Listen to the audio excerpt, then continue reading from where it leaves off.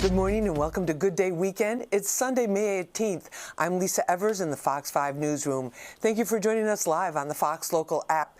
We begin with tragic breaking news. We're now learning 2 people were killed in that horrific Mexican Navy ship crash into the Brooklyn Bridge. Mayor Adams also just announcing 19 other people were injured, including 2 in critical condition. The 2 killed were crew members. It's not clear what exactly happened to them. This took place near Brooklyn Bridge Park around 8:30 last night. Nearly 300 sailors were on board the ship at the time of the crash. Mayor Adams also said it lost power, and the preliminary investigation is pointing to a mechanical issue. The pilot, the captain that was maneuvering the ship, lost, power of the ship and the current mechanical function forced the ship to go right into the pillar of the bridge, hitting the mast of the ship where there was a couple of sailors on top of it. But then it seemed that the boat was drifting backwards towards the bridge, and we thought maybe it would have a collapsible mast or something because it was towards the Brooklyn side and rather low. And then to our horror, it struck the bridge over by the walkway side, and then it collapsed. The NTSB is on site. The Navy ship was on an international goodwill mission and was set to sail to Iceland next. Developing news now, authorities are now saying the person believed to be responsible for an attack targeting a Southern California fertility clinic posted rambling writings before the explosion. Authorities are treating yesterday's incident as an act of terrorism, and they added the clinic was deliberately targeted. We're also learning that the unidentified suspect was killed. The FBI believes they died in that car explosion, which took place in Palm Springs. Authorities are still trying to piece together the exact motive. And closer to home, tens of thousands of commuters are concerned about tomorrow morning's rush hour commute. This as the NJ Transit strike is now in its 3rd day. But negotiations between the striking train engineers and NJ Transit will resume today. And we're learning federal mediators will join these meetings. Meanwhile, this transit strike is impacting more than just commuters. Stephanie Bertini has more on how businesses are hoping the trains start moving again.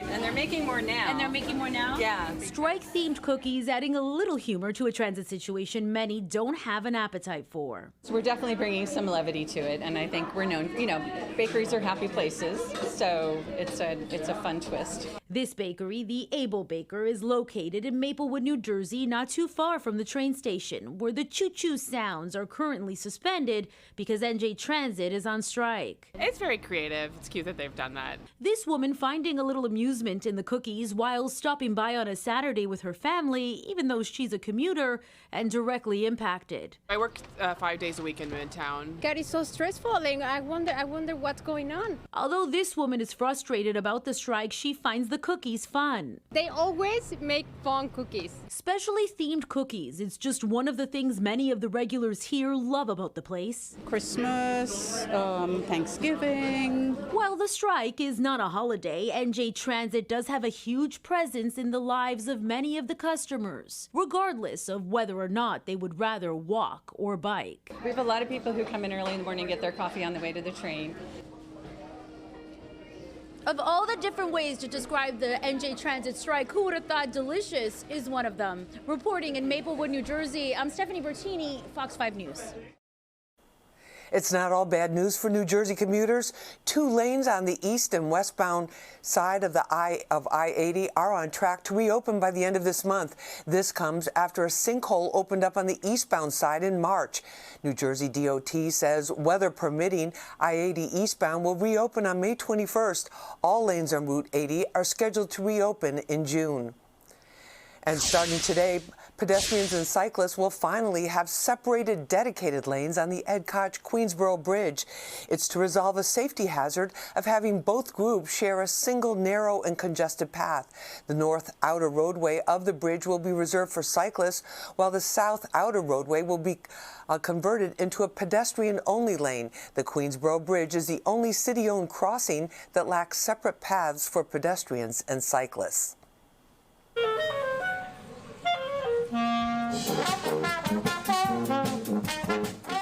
Those are the smooth sounds of music under New York, a popular MTA program now in its 35th year. It gives musicians the chance to entertain commuters while giving themselves a new platform on which to show off their talents. Fox 5's Meredith Gorman gives us a peek at some of the talented musicians who showed up. Over 50 musicians came out to the final round of auditions to be a part of the MTA's Music Under New York program. Those chosen will perform at different transit stations around the city all year. I sing salsa. I brought my percussionist with me. We went over a track, and I released a brand new song today called Juan Pablo, about somebody that was from New York is no longer here with us. We basically just chose our two favorite songs, Evan's favorite song specifically, things that people love and recognize, and things that we love to play also. Something, that's high energy and just people can have a good time with. About 24 judges sat and listened to the 58 talented performers across all musical genres, each taking the stage one by one at Grand Central on Wednesday. Today the judges are looking for three things: quality, variety, and appropriateness for the transit environment. Excitement was high.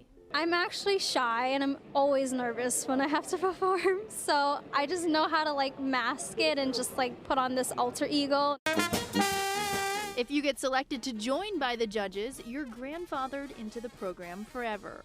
Now, the auditioning performers should find out if they made it within the next couple of days, but with so many talented musicians, it's gotta be tough for the judges to choose. Reporting from Grand Central, I'm Meredith Gorman, Fox 5 News. Pope Leo XIV delivering his inaugural Mass at St. Peter's Square before hundreds of thousands this morning. The first American pontiff vowed to work for unity so the Catholic Church becomes a sign of peace in the world. Vice President J.D. Vance was on hand for the service. Pope Leo also took his first Pope-mobile tour through the piazza.